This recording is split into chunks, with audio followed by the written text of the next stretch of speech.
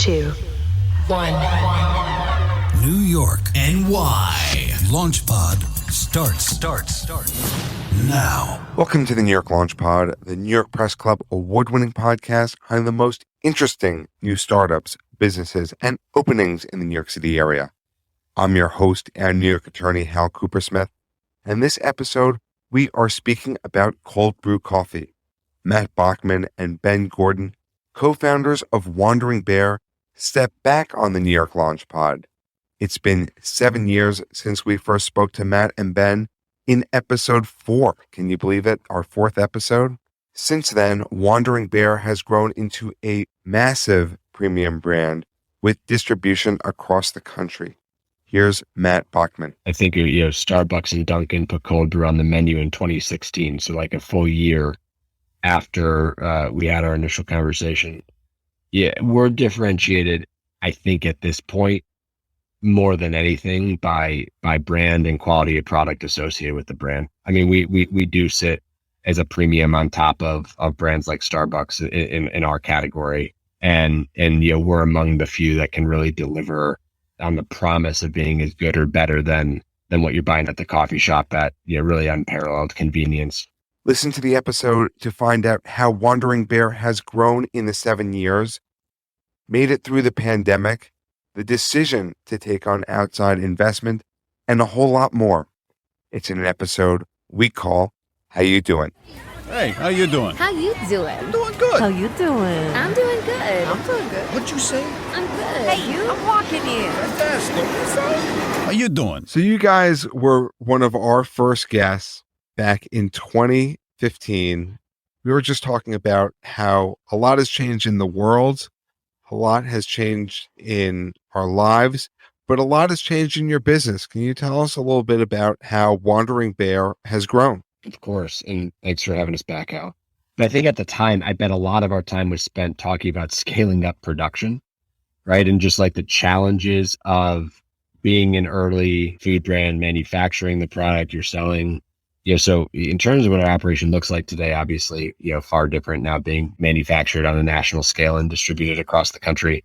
But also at the time, the way that we were selling the coffee was primarily to offices and very regionally focused in the New York City metro market.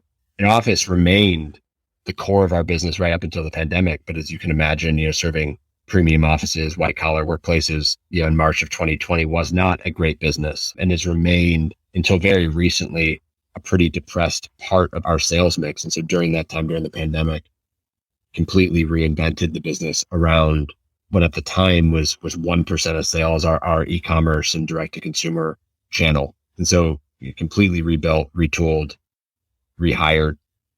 And today, roughly 85% of sales are driven online. And so a complete change in how we're reaching consumers, where we're reaching them.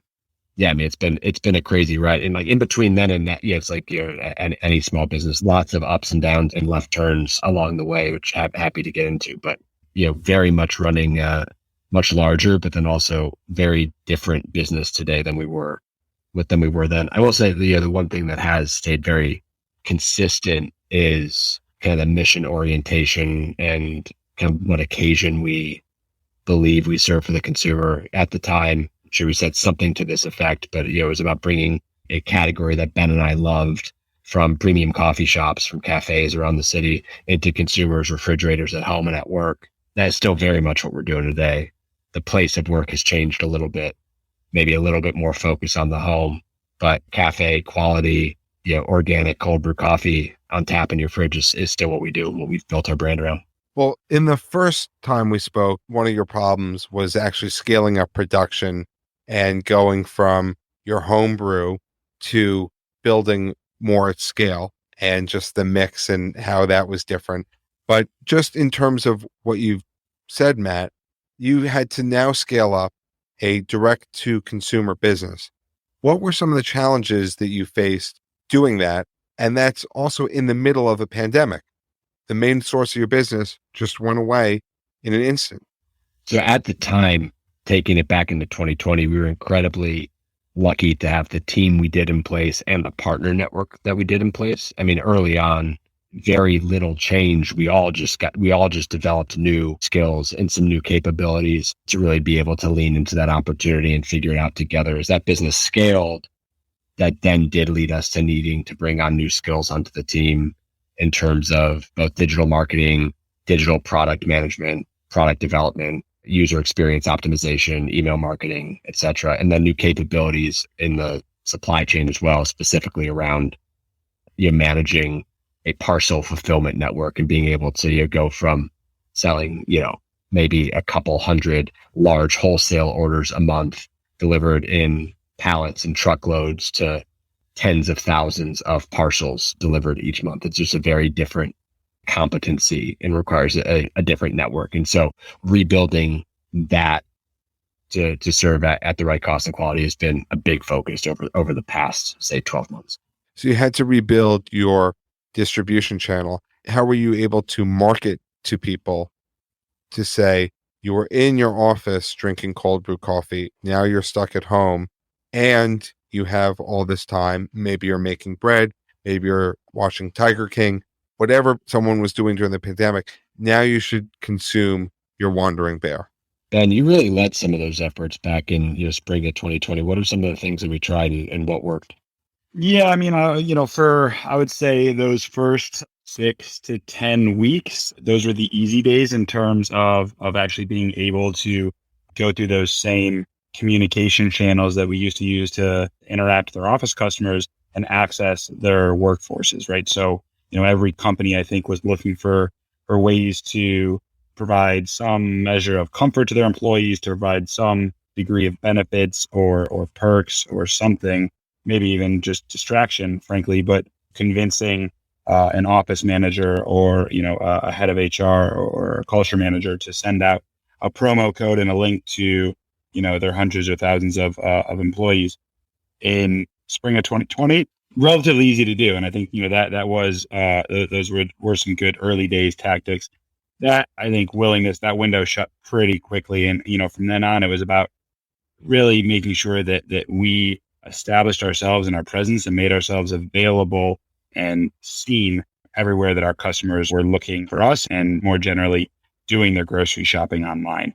That meant, onboarding and partnering with new online grocery partners, many of whom kind of expanded rapidly, during the early days of the pandemic. It meant, really investing to build up our presence on Amazon and other kind of legacy partners like Fresh Direct and Thrive Market, as well as obviously running the paid ad strategy to drive traffic to our own site as we built up our core direct consumer strategy. As we think about it in phases, we had made what ended up being a pretty forward thinking decision and investment in March of 2019 to launch on Amazon. And that year was a very small part of the business. We were really getting our feet under us.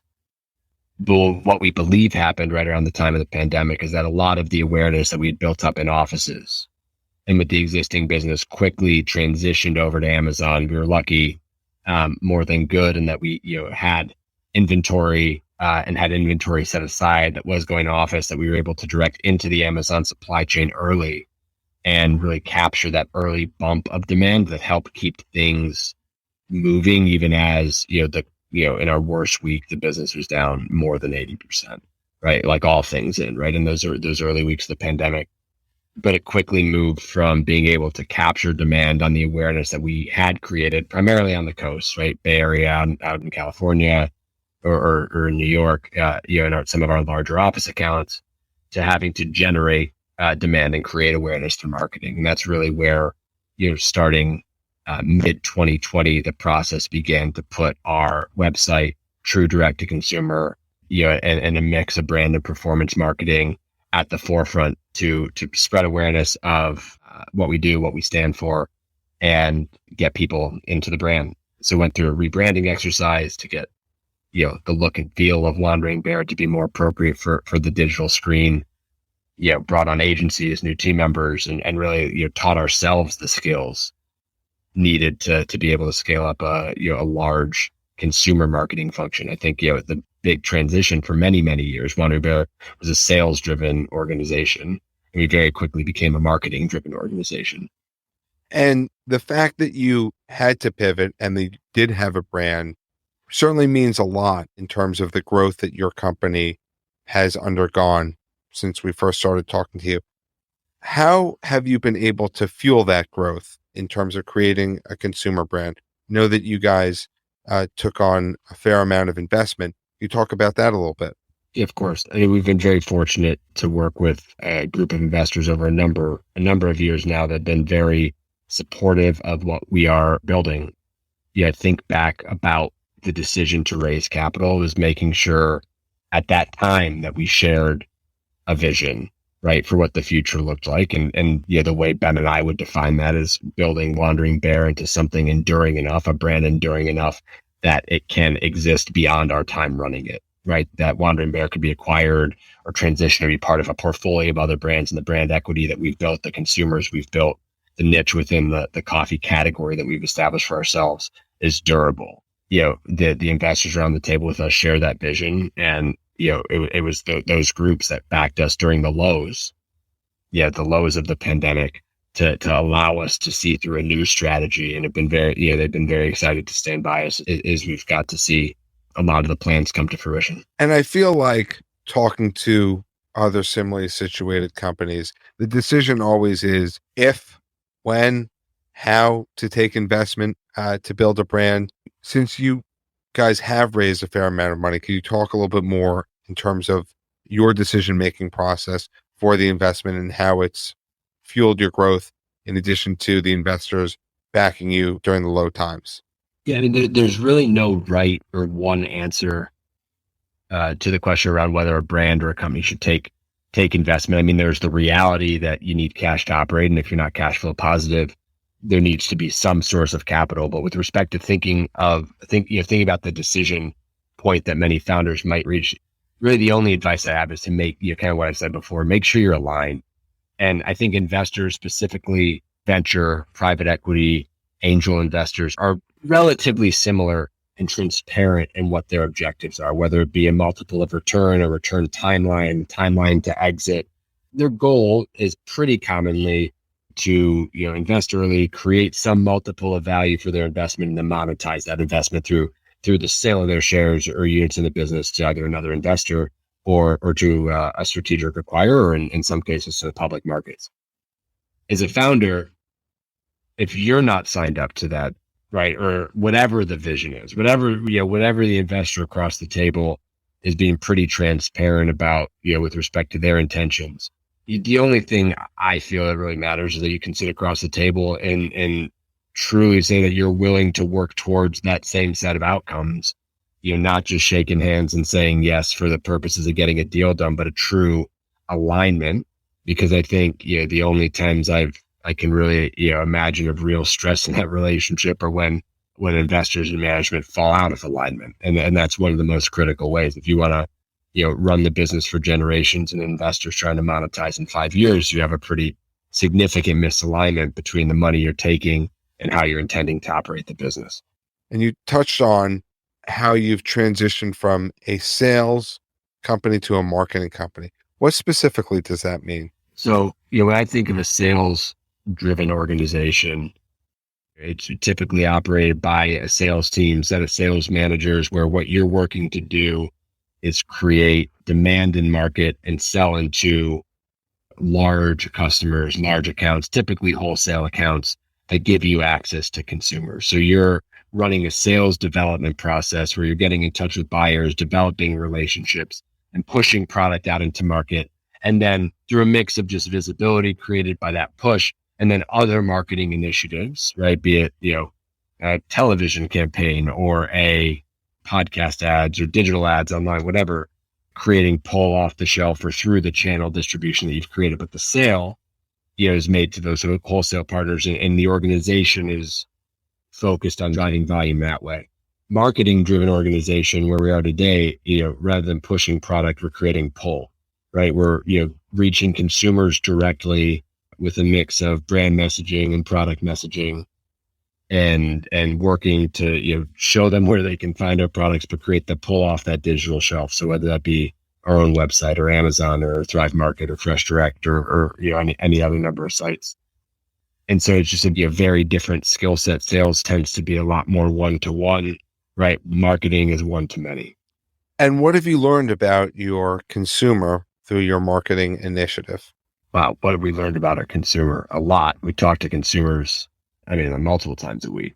Yeah, I think the thing that sticks out to me that has surprised me the most about where our brand and products fit in, which has really been encouraging to kind of what we set out to do at the beginning, is that at least among our very best customers, what we are replacing or augmenting in their, every day is a trip to the coffee shop, right? So more, what we had thought for a very long time is that, our consumer might be making cold brew at home already and not wanting the hassle of doing that. They might be buying other cold brew iced coffee products and, which found us as an upgrade or simply because they liked it better. And the behavior where we really fit in is, stopping or reducing the number of trips to a coffee shop. And that really changed the point of comparison for our product in terms of, the value that our consumers see in it when they're comparing it to something they're going and paying $4, $5, $6 a pop for versus comparing it to, a K-Cup in the kitchen or homemade cold brew. And so that has been very consistent now over a couple of years and has changed and impacted really how we talk about not just what the product is, but about the value of the product. And that's also been a part of your journey that 7 years ago, cold brew existed, but certainly wasn't as popular as it is now. How are you differentiating yourself from the increased competition? You make a really good point. I think, Starbucks and Dunkin' put cold brew on the menu in 2016. So like a full year after we had our initial conversation. We're differentiated, I think, at this point, more than anything by brand and quality of product associated with the brand. We do sit as a premium on top of brands like Starbucks in our category. And we're among the few that can really deliver on the promise of being as good or better than what you're buying at the coffee shop at, really unparalleled convenience, given the packaging and the format it comes in, right? What's really continued to work very well for us is the coffee on tap boxes. Very first product is still our best selling product line. And that has remained a relatively unique offering in the market. And what do you see as the next steps for the company and the brand? Yeah, we spend a lot of time talking about different things that we can do or ways that we can continue to enhance the coffee experience. But at the same time, we believe we have so much room to continue to grow and build, doing what we do best. And I think we've been rewarded over the past couple of years for focusing and continuing to double down on making our extra strong, extra smooth cold brew iced coffee. And so really focusing on that product line and the formats that consumers are telling us they want, getting it into more places, more channels, returning to offices, right? As people come back and those formats, I think is really the focus right now.